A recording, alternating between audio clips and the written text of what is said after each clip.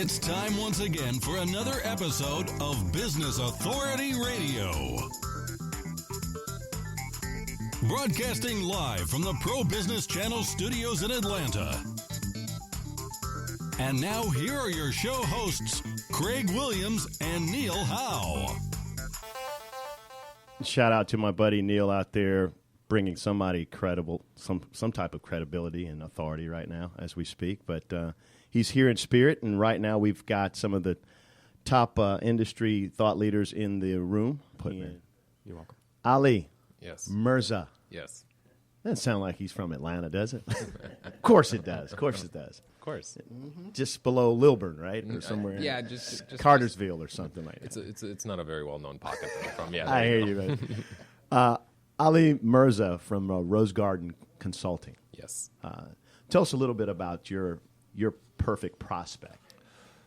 My perfect prospect. Now, we're not going to discount the prospects you already have that you service, but, you know, the perfect, because now, folks, if you're listening and you're an existing client, he's talking about you, so don't feel that. Well, they're already perfect. Okay, gotcha. The perfect prospect, I would have to say, would be, it's of course across any industry, but startups. I love dealing with startups. The passion, the energy is there. Gets me excited to work with them. As well as companies that are maturing, 20 plus years in the business. Anyone that fits into those two segments that are looking to increase sales. And I don't mean marketing, I don't mean branding. One of my pet peeves is when someone says they're in sales. Sales and marketing. I become a little upset by that. And it's very simple. It's like saying you're a doctor and a lawyer. You could be both, but you're probably not. Marketing is, and I don't want to discount what marketers do. I mean, it's a very tough and difficult task that they have, and I don't know that much about it. But that's, from my understanding, branding, getting people in the door, getting your product name out there. Sales is picking up a check. Sales is actually getting them to write the check, closing the deal. You can let everybody know and give a fantastic presentation and market yourself, but ultimately, if you don't pick up the check, you didn't get a sale. That's where I come in. I will get you that check. So my perfect prospect would be someone who is looking to increase revenue and get themselves to a point where meet their goals. That would be someone. And best places to do that are startups. Main reason is because they don't have a process that's in place that I can assist them with and really help them grow build a solid foundation and grow up from there. With the maturing companies, why they are great is because typically their sales have stagnated. Mm-hmm. They're seeing a need for they need to do something different. Gotcha. And so they're open. And I love dealing with people that are open and looking for new, fresh ideas. Now, you're a striking, handsome man. You dress, I mean, I've seen you twice, and, you know, both times I took notes, right? But why would people be interested with what you have to say outside of, you know, your garb? Because I really have a passion for what I do. I have a real respect for what I do. I think a lot of times salespeople, and not to say that the misconception is wrong, but a lot of times salespeople are perceived as dishonest or disingenuous. Mm-hmm. And I understand that. You know, salespeople are, let's get the elephant out of the room. Salespeople are in it for the commission. I mean, if you talk to a salesperson that does not care, they're motivated by the sale. Absolutely.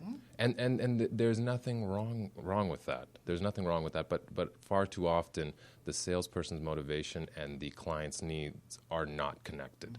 There is no parallel. There's a disconnection. So, when you line everything up together and you do a proper needs analysis and you understand what the client needs, and when you approach them, that gets that problem out of there. So what you're offering them, yes, of course you want the sale and you want the commission, but really it should be something that's going to assist them, that's going to help them.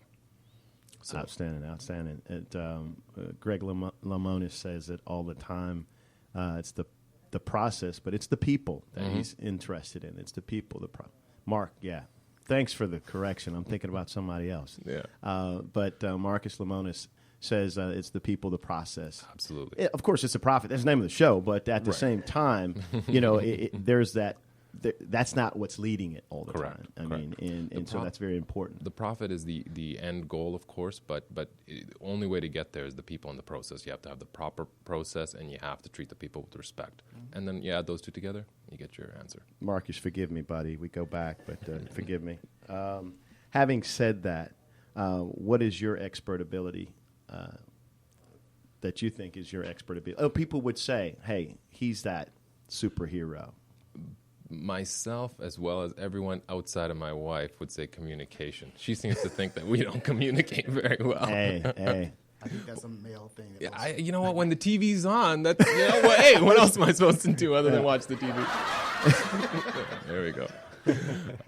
But communication, Gotcha. definitely. When I ask someone a question, I get right to the root, because there's what people say and then there's what they mean, and it's not that they're trying to again be disingenuous, or they're trying to lie to you, or they're trying to puff themselves out to be what they're not. People are not the best communicators, and that's my job is communication. And I need to figure out what their need is. This individual said X, but do they mean X, or do they really mean Y, and they don't know they mean Y or Z or whatever the answer really is. So communication is my expertise. And I have to say, too, there have been trillions of dollars over our lifetimes put into telling you what you should have or what you're supposed to have, that a lot of people, when you ask them, what do you need or what do you want, they're clueless. So there has to be some type of engagement in conversation or communication to kind of almost drag it out of them. Well, you have to lead them, and I think that a lot of times when, and again, everyone's a salesperson. It's not that I'm the only salesperson. Everyone in this room is a salesperson. You're constantly selling yourself. Everyone's selling. So let's not beat that horse. But everyone's a salesperson, and at the end of the day, when you ask them certain questions, you have to lead them.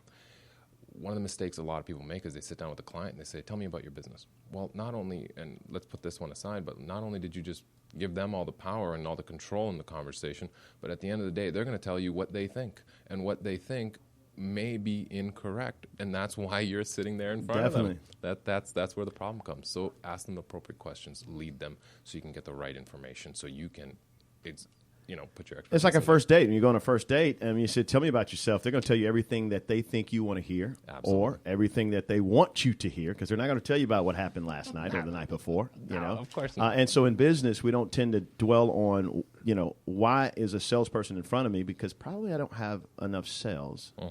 And so I have to be transparent enough to embrace that, there's something clogging up that. There's something not working. There's something, if I'm the common denominator of the thing that there's always not been sales, then I need to put a salesperson in that place. Absolutely. Yeah. So, and it's how you do it too. It's very important. And I think that's why people choose to do business with you. I mean, you're an expert, because when you say sales, that's a broad spectrum. And so is it that you go in and actually do the sales, or do you go in and show them sales technique? Both. I'm a firm believer. We've all heard the expression, "Those who cannot do teach." Well, I truly believe that I have to put my money where my mouth is, and I can't just sit there from my ivory tower and tell, "Oh, you should do this, and you should do this, and you should do this," because far too many sales trainers come in there and they'll tell you what the perfect process is without ever having done it themselves, nor do they really understand that. Well, in a real life environment, the client's going to throw you this curveball, and then his dog's going to walk in, and his wife is going to call, and then this is going to happen. You have to handle all those situations appropriately. So, what I love to do is sit down with someone and develop a process for them, implement it for them, train them on it. But for clients that only need a one-off sale or something specific, I'm more than happy, and I actually love getting out in the field and selling specifically for them. Again, as a reputation thing, like you guys said, and your word is your bond. I tell you I'm an expert. Well, let me go prove it to you. Gotcha. Tell us how we find out about you, or find out where you are, track you down. You can visit my website at www.rosegardenconsulting.com. My Twitter handle is RGC Sales, and LinkedIn, Ali Mirza, or you can also go to my Facebook page, which is Rose Garden Consulting. Outstanding. Well, folks, glad you were able to join us. If you like what you hear, hit the like button, subscribe, share us with a friend. But most important, stay relevant. Thank you again for joining Craig Williams and Neil Howe, along with their guests on the Pro Business Channel.